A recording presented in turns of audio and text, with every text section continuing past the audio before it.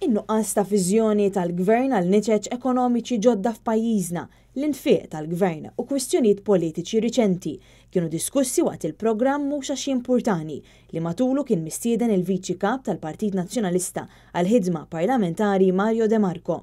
Dwar il-każ ta' DB Group meta mistoqsim il-preżentatur Norman Vella jekk qatt negozja ma' uffiċjali tal-gvern dwar il-prezz stabbilit għall-art tal-ITS li issa għaddiet għand il-privat, Mario De Marco wieġeb li le. Spjega li r-rwol ta' ditta legali tiegħu ma kienx li tinnegozja l-prezz. L-avukati ma jinnegozjawx il-kuntratt. L-avukati huma il-partijiet li jinnegozjaw il-kuntratt. Dan il-każ id-DB Group u l-gvern. U l-gvern, preċiżament. L-avukat li jagħmel huwa meta jara il-kuntratt, u meta jara l-abbozz għall-kuntratt jara li l-interessi tal-klijent tiegħu f'dan il-każ id-DB Group huma protetti. Il-Viċi Kap Nazzjonalista spjega li d-ditta legali tiegħu kienet ilha tirrappreżenta lill-Grupp DB għal dawn l-aħħar 4 snin u mhux għaliex tfaċċa dan il-proġett. L-involviment tagħna bħala ditta legali ma' DB Group ma bdiex mal-proġett tal-ITS, kien beda snin qabel kif ditti legali oħrajn għandhom klijenti differenti. Għal ukoll il-pożizzjoni tal-Partit Nazzjonalista qatt ma kienet kontra l-proġett u allura tmexxija qatt ma sabet problemi li d-ditta legali tiegħu tirrappreżenta lill-grupp.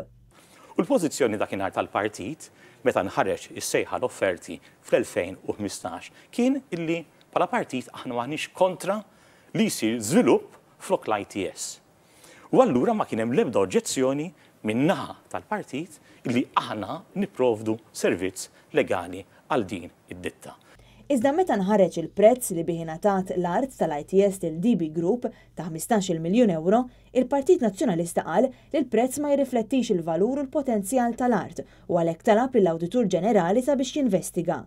Mario De Marco qal li kien għalhekk li wara li tkellem mal-kap tal-Partit Nazzjonalista Simon Busuttil, id-ditta legali tiegħu irrinunzjat milli tirrappreżenta lid-DB Group. Malli sirt naf illi il-partit jikkunsidra illi jibgħat littra lill-Awditur Ġenerali, ma l-ewwel informajt il-Dottor Simon Busuttil, għatlu Simon għatlu jien fl-ebda ħin jew post ma rrid b'xi mod jew ieħor anke bħala perception nimbarazza lill-partit jew nagħti l-impressjoni illi jisni jiena kontra l-pożizzjoni tal-partit u qed noffri illi d-ditta legali tagħna tirriżenja l-brief tagħha tal-ITS.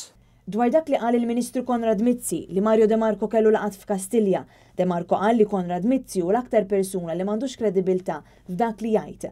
Qal ukoll li l-uniċi laqat li kellu kienu biex jirrevedu l-abbozz tal-kuntratt u qatt ma nnegozja ma' uffiċjali tal-gvern. Konrad Mizzi ħaniftehmu li huwa l-iktar persuna li forsi m'għandux kredibilità f'dan il-pajjiż. Dan huwa Konrad Mizzi li għandu reputazzjoni tiegħu ġewwa l-Panama. F'negozjati ma' uffiċjali tal-gvern jiena qatt ma tħalt u qatt ma parteċipajt. Mario De Marco sostna li hu jirrispetta l-pożizzjoni tal-partit u l-opinjoni pubblika u għalhekk id-ditta legali tiegħu rinunzjat li tirrappreżenta lid-DB. Jien qed hawnhekk biex inservi l-partit u nibqa' nservi l-partit diment il-partit jidirlu li jien għandi xofri għalih.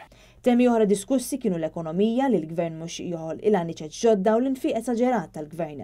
Dwar elezzjoni ġenerali li qiegħda ftit xhur il-bogħod il-Viċi Kap Mario De Marco sostna li ftit xhur oħra pajjiżna jista' jkollu gvern nazzjonalista u qal li jemmen li dan jista' jsir għaliex għandu fiduċja fin-nies li jarfu jażlu bejn it-tajjeb u l-ħażin.